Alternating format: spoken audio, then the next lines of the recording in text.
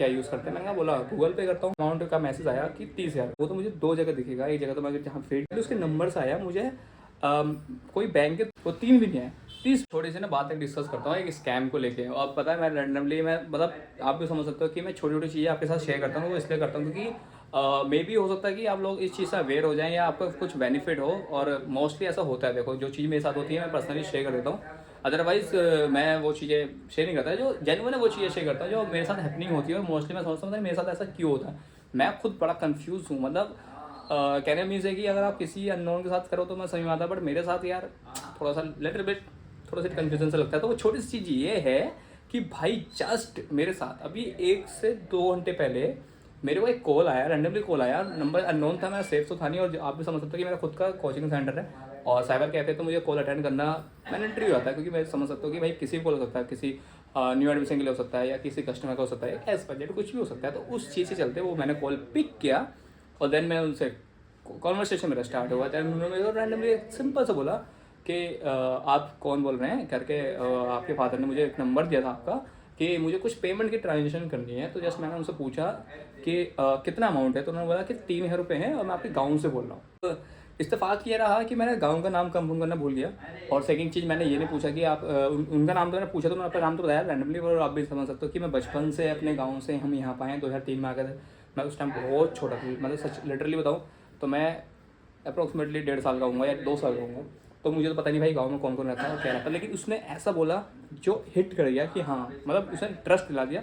वो था भाई गाँव का हमारे स्कूल, और स्कूल का नाम से सही बोला, हमारे गाँव का जो सरकारी स्कूल का नाम है।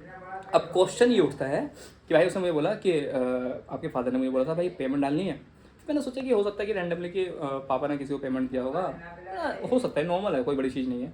और पेमेंट अमाउंट भी इतनी ज़्यादा नहीं है, तो मैं सिर्फ 3,000 बोला था। मैंने सोचा हो सकता है दी होगी। तो मैंने उससे नॉर्मली कॉन्वर्सेशन में, ठीक है सर आप डाल दीजिए, ट्रांसफर कर दीजिए, मैं पापा को बोल दूँगा पेमेंट आ गया। उन्होंने मुझसे पूछा कि आप क्या यूज़ करते हैं, मैंने कहा बोला गूगल पे करता हूँ रैंडमली सिर्फ, और पेटीएम करता हूँ। पेटीएम फिलहाल बंद कर दिया है, बट मैं सिर्फ एक यूज़ कर रहा हूँ गूगल पे। तो उन्होंने मेरे को पेमेंट डालने के लिए सबसे पहले उन्होंने स्टार्ट किया कि चलो ठीक है, टेस्टिंग करने के लिए मैं आपको सिर्फ 10 रुपये डालता हूँ। अब मैंने उनसे बोला कि 10 रुपये की अमाउंट तो मेरे को शो नहीं करेगी, बट फिर भी आप डाल दीजिए, बाकी स्क्रीन शॉट मेरे साथ शेयर कर देना। वही हुआ, उन्होंने मुझे स्क्रीन शॉट शेयर कर दिया 10 रुपये का। फिर दैन उन्होंने एकदम से मुझे तुरंत एक मेरे को अमाउंट का मैसेज आया कि 30,000।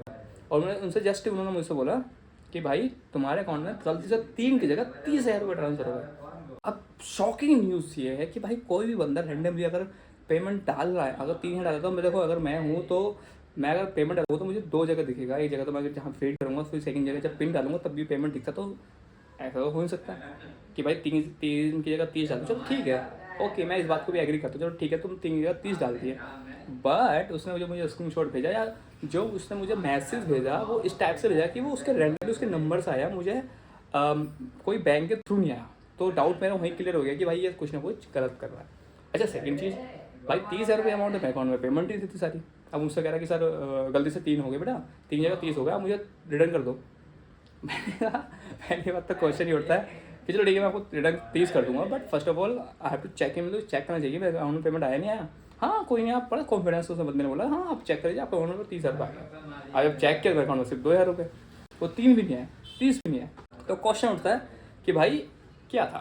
अब मैंने हल्का सा उनका म्यूट किया कॉल, और देन मैंने कॉल कनेक्ट किया सीधे अपने पापा को कि पापा ऐसा करके कोई मेरे को कॉल आया रैंडमली, क्या आपने किसी को पेमेंट करा है। उन्होंने मना कर दिया कि मैं किसी को गाँव में बोल के नहीं आया। दूसरा सेकंड चीज़, पापा मेरे साथ ही गाँव गए थे, वो भी 15 से 20 दिन पहले। तो अभी भी रिसेंटली कोई गाँव नहीं गया, जब कोई गाँव नहीं गया तो किसी को पेमेंट नहीं दिया। दूसरे मेरे साथ ही वो गाँव गए दोनों बार, तो कैसे ऐसा। तो टोटली मैं आपको दिखाऊं तो वो मैसेज आपके स्क्रीन पर शो कर रहा होगा। तो ये मैसेज उन्होंने खुद बना के भेजा। दूसरी चीज़, और एक सेकंड चीज़ इन्होंने मेरे अकाउंट नंबर को मेरे मोबाइल नंबर से बना, मतलब अकाउंट नंबर एक्स करके मेरे मोबाइल नंबर के 4 डिजिट दिखा दिया। भाई सोच के देखो मैं किस लेवल का बंदा हूँ, और उस लेवल के बंदे को भाई तुम्हें छोटा सा मैसेज बना के तुम खुद भेज रहे हो। तो भाई पहले बात तो इस चीज़ से अवेयर हो जाओ कि भाई इस टाइप की ट्रांजेक्शन आपको स्कैम कर सकती हैं।